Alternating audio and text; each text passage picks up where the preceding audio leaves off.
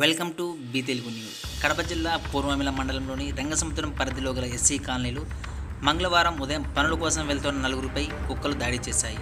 ఈ కుక్కల దాడిలో చేతులకు కాళ్లకు గాయాలపడిన వారిని పట్టణంలోని స్థానిక ప్రభుత్వ ఆసుపత్రిలో చేర్పించారు. ఈ సంఘటనతో కాలనీవాసులు కుక్కల భయంతో బయటికి వెళ్లాలంటే వణికిపోతున్నారు. తమ పిల్లలను ఆడుకోవడానికి పంపించాలన్న భయభ్రాంతులకు లోనవుతున్నారు.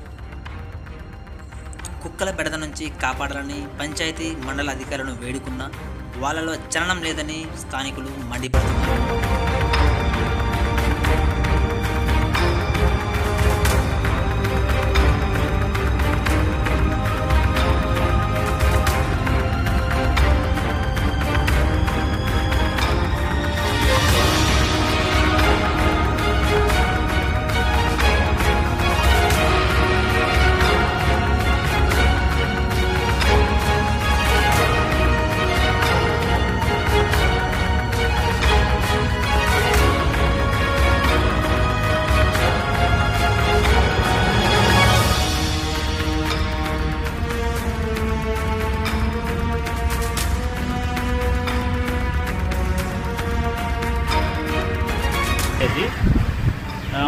గత వారం నుంచి ఇంతవరకు కుక్కలు మన పిచ్చి కుక్కలు రెండు మూడు దాకా ఊళ్ళో పడి అందరం కలిసి ఇప్పుడు దాకా మీకు స్టేట్మెంట్ ఇచ్చారు, మీకు చూపించారు.